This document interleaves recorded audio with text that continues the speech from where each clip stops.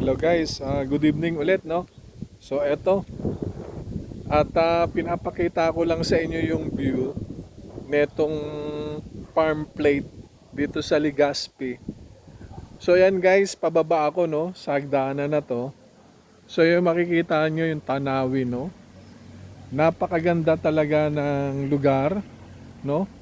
Ito ay katulad ng sinabi ko kanina sa vlog, ito yung mga dinarayo no ng mga karamihan sa atin na nagmula pa sa Manila o sa lugar o saan dako ng ano no Kamaynilaan na kumbaga dito mismo sila sinasadya nila para makita yung area. So nakikita nyo yan guys, talagang pinaglaanan yan guys, pinaglaanan. Lahat ng bagay dito makikita nyo, talagang dinevelop nila yung lugar. At kung kayo ay papasyal dito guys, makikita nyo na talagang marirelease talaga yung mga kahit panandalian marirelease yung tinatawag natin problema no. Ayan. So guys, ito yung tinatawag na playground kung saan pwede maglaro yung mga bata. Ayan. So yan guys, may mga kubo yan, kainan na kung saan pwede kayong mag-picnic dyan at naandyan naman guys yung tinatawag natin na mga bilihan no. Kasi dito guys, yan pinapakita ko sa inyo, bandang unahan ng kubo na yan, hilera na yan, ayan ay pwedeng kayong umorder. Marami, gusto nyo mga pizza, shake, pwede kayong umorder ng mga hamburger, pwede kayong umorder dyan ng mga Bicol Express o yung mga made to order na luto na gusto nyong gawin no. So yan guys, at may enjoy nyo yung lugar na to guys no. At napaka simple yung lugar at napakatahimik guys, napakatahimik nila. So mapapansin nyo na sadyang napakaganda no, napakaganda ng lugar na to. Ayan guys, so eto, at paakyat ako guys, mapapansin nyo, aakyat muna ako. At pabalik na rin ako sa lugar kung saan ako naka-check-in. So eto guys, eto yung mga tinatawag natin mga duck na inaalagaan nila yan. Okay? So may mga pigeons o mga kalapati. So, tomorrow morning, sabi nga nila, nasa 500 daw, 500 na pigeons o kalapati raw meron rito. So, ayan guys, no? So, mapapansin nyo, nakalagay rito, The Bird Factory. Yan, no? Ang liwa-liwanag, oh, The Bird Factory. So, ayan. So, mapapansin ninyo, maraming alaga sila rito no. So talagang binibigyan nila ng pansin. At eto guys, etong aso na to kanina pa sunod sa akin to, napakabait nito eh. At hindi ako nilulubayan, kumbaga kung saan ako pumupunta lagi ko siyang kasunod no. Kaya nakakatuwa naman no. Etong mga aso na to hindi naman tinatawag na nakakatakot sila, hindi naman sila nangangagat no. So, maliban na lang pag kinagat mo to, siyempre kakagatin ka rin yan. So, ayan guys. So, mapapansin nyo yung aso. At tinitignan niya eh. Marami siyang tinitignan eh. Kasi ito guys, yung aso, ito yung matalik na kaibigan ng tao. So, yan. So, nakikita nyo guys, ayun oh. Sinusundan ako, ginaguide niya ako. Mukha yatang alam niya kung saan ako nakapirme no. So ito guys, at medyo paakyat to, etong tinatahak ko paakyat at pabalik na rin ako rito. At meron pala sila rito guys na tinayo na kung tawagin natin is mini church, hindi naman siguro mini no. Kumbaga small church na kung saan pwede tayong magsimba no, manalangin. Eto guys, eto Talagang binigyan nila ng pansin yan. Ito guys, yung guide ko, nakita nyo, nauuna pa sa akin guys. Binibigyan niya ako ng chances kung saan ako dadaan. So yan guys. So ito guys, makikita nyo yan, ito yung charts na tinayo nila rito, na which is napakaganda, no? Ayan, andito rin si Papa Jesus. Yan guys. Yan. So makikita nyo. Ayan. So napakaganda, no guys, napakaganda.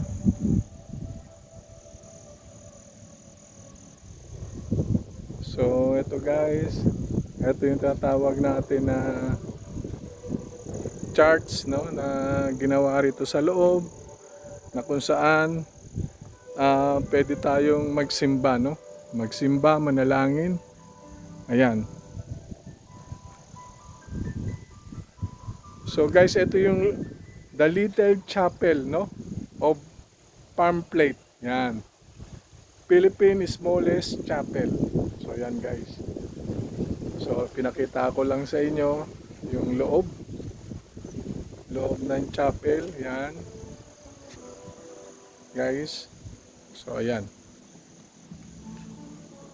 Okay. So ito guys. Then paakyat na ako ulit. Guys, ito lang. Tinuturo ko lang kayo dito sa loob ng Palm Plate, na kung saan talagang napakaganda, no? Ito guys, medyo elevated tong dinadaanan ko. Ayan.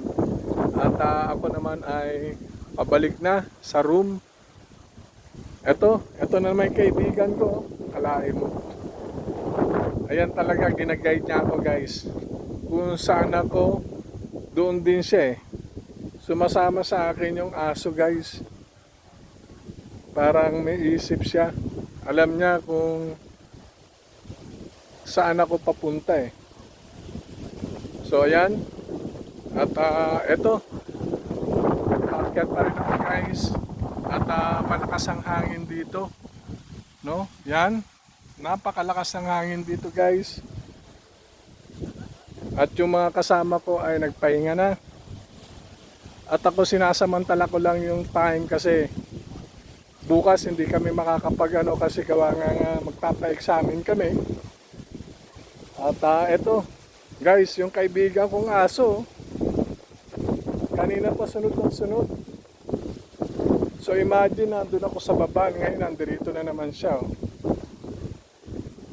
So ayan guys, nakita nyo, sunod lang siya ng sunod sa akin. Ginaguide niya ako kung saan ako naka-check-in na room. So ayan guys, eto, no, papakita ko lang sa inyo, talagang nature na nature talaga rito. Ayan, may mga baka na kung saan alaga nila, baka, no. Yan. Okay. So mapapansin mo yun. Dito may mga kanya-kanyang table dito, no. Kung magkakaroon kayo ng picnic. O ito yung long table kung saan pwede kayo rito, no. Ito guys, napakaganda. Ito yung clean as you go. Yan ang clean as you go. So ito, kung mapapansin mo, long table na pwedeng isagawa rito, mag-picnic o may mga birthday, pwede rito guys. So ayan. So tinutur ko lang kayo guys kasi yung kaibigan kong aso, eto, hinihintay ako. Ayan guys. So napakaganda ng lugar na to. At kung kayo ay magkakaroon ng chances, so wag kayong huwag kayong manghinayang o palagpasin yung pagkakataon na to. Ito guys, no, napakaganda ng area. Pababa na ako at yung kaibigan kong aso, ito na, nasa unahan ko na. So ito guys, ito yung CR nila rito, restroom. Ayan, no? So mapapansin nyo yung restroom nila, napakaganda. Napakaganda ng restroom rito. Ito ay, wag tayo dyan, pambabae yan eh. Dito tayo sa panlalaki. So ito, talagang napakaganda ng area, no? Ayan, guys, makikita nyo yan. So napakaganda. So eto, napakalinis dito ng CR, talagang alagang-alaga nila. So guys, kung makikita nyo yung CR dito, native na native, oh. Ayan guys. So pababa na ako. Pababa na ako guys. At yun na, nauna na yung aso. Nauna na yung aso. At sinasamahan talaga ako. Napakabait ng aso naman na to. Talagang ayun siya, oh. Actually, hindi ko alam itong pinupuntahan ko. Siya lang sinusundan ko eh. Talagang napakatalino talaga ng aso na to. Ito yung sasabi natin na ito yung tinatawag na matalik na kaibigan ng tao. Yang aso. Yan. Ito na guys. No? So mapapansin nyo, nasaan na yung aso na yun? Baka natulog na. So ito guys. Yan. So makikita nyo, napakaganda. At talagang sulit na sulit, no?